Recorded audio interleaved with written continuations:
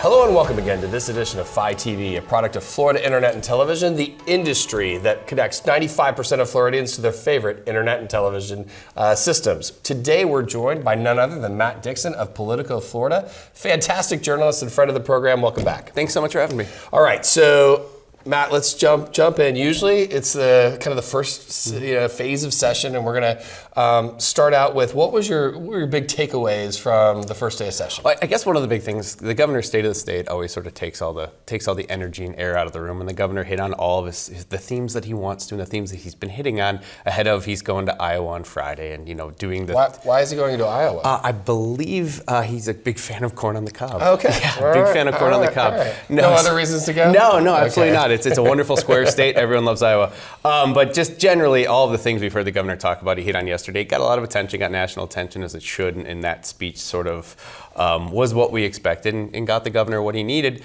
But also, I think just the general feel in the building is one of its perpetual session now. So it used to be a sense of like, oh my gosh, we're back in the Capitol. Right. It's the beginning of session. We haven't seen everyone for a long time. We've had specials. Right. Go in and listen to the chairman to make sure you turn your cell phones to stun. That sort of spiel that that comes with the beginning of session. And we've been there so often. We've had 6 special sessions over the last calendar year alone that it's kind of got here we are again, So the whole novelty. Yeah. I mean, the novelty is gone. It's good to be back. It was, the pomp and circumstance sometimes resets your mindset on all this stuff. But there's definitely a different feel to day one this year than maybe historically. Yeah, we had. As we do on Phi TV, we had our game day and we had several legislators come through, but even the freshmen who are, were just elected back in November, sure. They've already been battling it out and been in the mix and to the degree that they're seeing this is not new to them, at least from the functional aspects. Well, gosh, think about the freshman class just in 2020. Their first session was the COVID era. Right. From the Capitol being shut down to your first experience at the Capitol being a Christmas season special session. I mean, your experience of the process could not be more different. Right, yeah, for sure. Okay, so let's look at the legislature. It's a super majority. When you look at it with your experience as a journalist, what do you see with this supermajority flow, influence? Mm-hmm. What do you see? I mean, it's single-party rule to a degree we haven't seen in a while. It's long been a Republican-led chamber, of course. We know that Democrats haven't controlled the chamber since the mid-'90s.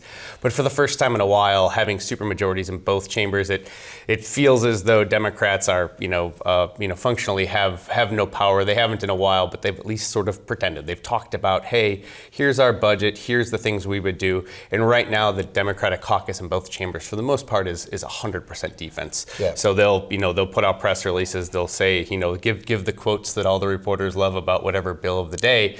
But that's sort of where it ends for them right now. And it's been like that on paper for a long time, but they're kind of acknowledging it for the first time now that they're the 2022 midterms that saw, nationally Democrats have a good cycle, but yet again they fell flat in Florida. Yeah. So it's really the reality of the situation, I think, for the first time is sinking in for them in a more material way. Well, for those of us that have at least been here, if not just post the Republicans taking over, the new mode, at least it was new, was the friction between Republicans and between the chambers and between the governor's office. And, both chambers would kind of set up their strategy to hold whatever their faves back. Are you seeing that same dynamic? It looked pretty cohesive. Right, not at all. Both presiding officers yesterday stressed that they're going to work together. And that is always a theme on day one of session, but it kind of feels different. And there's one example, the constitutional carry bill in the Senate, it was part of a larger school safety package. It wasn't initially on the House side. The House immediately amended their bill. It's a high-profile bill with major differences. Before session started, the House amended their bill to get on the same page with the Senate. In past iterations of the legislature, that would have been a final week conversation. The idea we would have written about, we would have talked about, oh my gosh, this controversial gun bill, the House and the Senate are apart. They got it done this year before the opening day gavel dropped. Those are sort of little signals that indicate that the sort of rhetoric of unity that we hear every session this year seems like they're probably gonna follow along those lines, a little bit more than we've seen in the past. Well, okay, so then that begs the question on so many other policy issues that they'll get championed as these which they are, right? But it's the differences between the two chambers where you're like, we didn't quite get that one, and you're like, how did that one not go? It's seems like such a staple. Let's start with school choice. That's been one long that Florida's led, and we have tons of school choice in Florida. But now they're going to extend it even further, and almost, the sacred cows in that one are long gone. Yeah, I mean, 100%. I mean, the Florida's led on that issue since Jeb Bush, obviously, so it's been sort of on the forefront of the choice issue for a very long time. And now we have, I think, the broadest iteration, the broadest bill that we've seen on this issue. And I can't imagine any scenario, like we used to, we would talk about, have these conversations, chances of passing, is it going to get watered down? Is there going to be, some amendment put into it, whatever the case or the conversation may be? And I just don't think the centering the conversation on stuff like that is really going to be applicable this year. I mean, that bill, like any other, major high-profile bill that we've seen written about and we've seen discussed at length, I think are largely going to pass, unscathed. Right. Well, so let's look at one of the in vogue conversations. So CST was last year and the year before, and now we've got ESG, Sure. right? Environmental standing growth. We've had a lot of people talking about it. This is one of those, what used to kind of be in kind of conservative folklore or kind of in the background. It's on the forefront, Sure. and it's rolling. Sure. Well, I mean, it's I think the continued evolution of kind of the modern day Republican Party in a sense. It used to be sort of, there's no way that the party in the past would have necessarily put legislation forward that, banking or business or whatever it may be opposed. And well, I think they're still largely in lockstep. I don't want to say there's some huge rift. I think bills like that are a signal of, Governor DeSantis has changed the focus of Florida Republicans a little bit from where they have, historically been and where some of these lawmakers, I think, kind of came from and what they did in their districts. So I think the ESG bill is just sort of another bullet point in sort of the changing, perception or the changing focus, I guess, of the party here, led by Governor DeSantis. Right. So let's go back to one of these long-standing deals, and when you look at the assault, if you will, by unionized labor and state unions, et cetera, circa 10 years ago when SB 6 came up and they were like, hey, we're going to introduce something as crazy as either a card check or paycheck protection, which were the business community's tags for those, but essentially the right of state employees to say, okay, you got to certify every year. I mean, these were things that would fill the Capitol, and now these bills are back up and they don't look like they've got any stops. Nope. Well, I've covered, I think the one consistent of my 12 or 13 years of session is some iteration of the Paycheck Protection Bill. I remember it used to pop up in House committee after House committee. I think it passed the House a few times, but it would always sort of run into a brick wall in the Senate. The old line used to be the Senate should have a scoreboard that says number of House bills killed, and paycheck protection was often on that bill back in the day. Right. And to your point, I don't think we're going to see that anymore. Governor DeSantis, I mean, there was a bit of a fight over it last year, but Governor DeSantis has very much put his shoulder into that and publicly not only signaled but said he would sign it and he wants it to get to his desk. So I think in this version of the legislature, that's really all you need to get a bill passed. Right. Well, and you think about that though. I mean, I'm expecting the buses to show up, but similar to the conversation we had just a little bit ago, the Democrats hypothetically were usually the backstop and the bastions of leading that conversation and that effort against something like that. But it doesn't look like the unions have necessarily, any backstop to help them out. I do think, with the amount of highly controversial bills that kind of flow through the system now, it used to be there would be one or two big ones. There'd be an immigration bill and a union bill, and that's what would fill the fourth floor with protesters or the courtyard or whatever it may be. I mean, this year there's going to be abortion bills. There's going to be the school choice bill we talked about, the anti-union stuff. So I do think there's going to be some sense of picking and choosing on to what degree or what gets the real attention. But yeah, to your point, there hasn't been, yesterday was the first day of session when all of the cameras and lights are in Tallahassee. There's media from across the state here. There's attention that isn't normally on this process. And we've seen in the past protests and things of that nature on day one, and we certainly didn't yesterday. Right. Or so day one. So when you look at these bigger issues and you look at the Democratic Party that's now been in the minority for a long time, we kind of go back to that.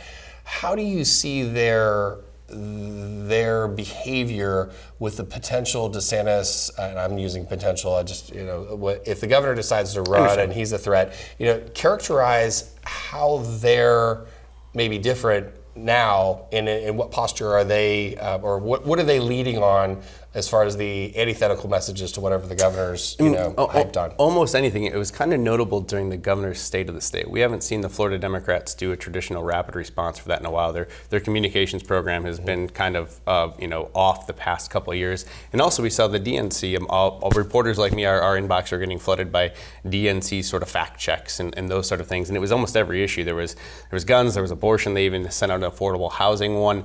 So there does seem to be, well, I don't think Democrats have any chance of getting real session wins other than maybe a little bit of defense. It does feel like is the inevitable perhaps approaches with Governor DeSantis in a run for president, that from a messaging and from a, hey, we need to focus and spotlight the governor a little bit more, it does seem Democrats are changing and sort of focusing on him a bit more than they have in the past, and their communications operation and the new party leadership is more than we've seen for the past few years. Okay, so back on issues, we've got just a little bit of time left. When Brewster Beavis and Mark Wilson wake up in the mornings, they're always talking about unions and trial lawyers. Okay. The trial lawyers have some legislation coming their way that seeks to really dramatically, almost hearkening back to when Jeb Bush took some major steps forward to move Florida from what the business categorizes as 47th worst to at least get us more to a moderate, tort climate. Where do you see, those bills and that issue going? There are going to be a lot of sort of circus lengthy committee hearings. There was one on February 24th that was one of the longest I'd ever seen. It went something like 6 hours. There was bikers from across the state, and there was a real showmanship to it all.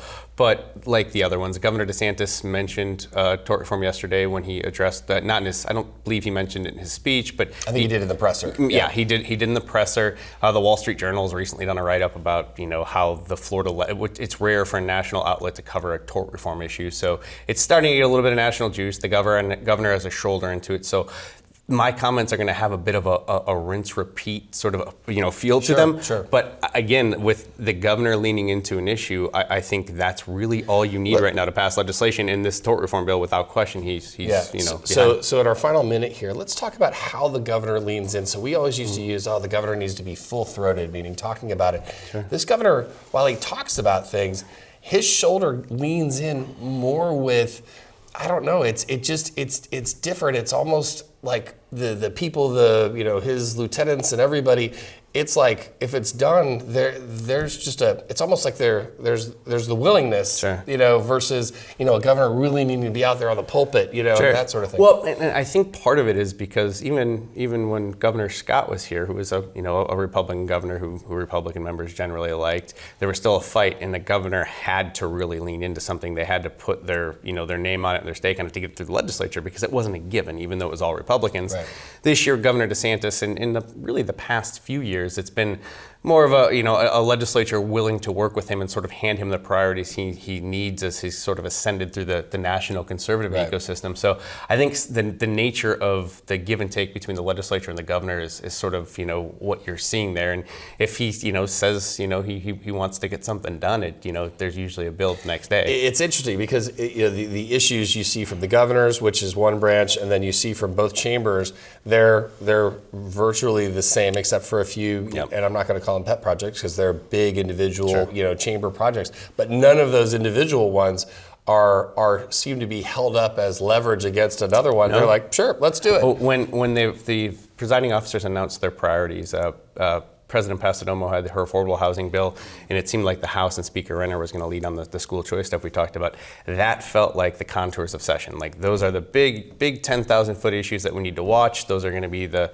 sort of pieces that are traded back and forth, and they're kind of in line. They were in line before session even really started, so it speaks to the evolving nature of the place. So because everything is kumbaya up there, in the last 30 seconds, if you had to pick something that wasn't in those issues that could be the oxygen stealer, what do you think it could be? I don't know if they're going to be oxygen stealers, but I would, as far as where fights will still happen, there's always going to be the local, there'll be the earmarks, the pet projects back home that people are going to fight tooth and nail for outside of their, partisan capes. There's also things like the tax package. I mean, when your tax bill dies, getting that thing in the tax package is about as big a fight as this place can see sometimes. Yeah.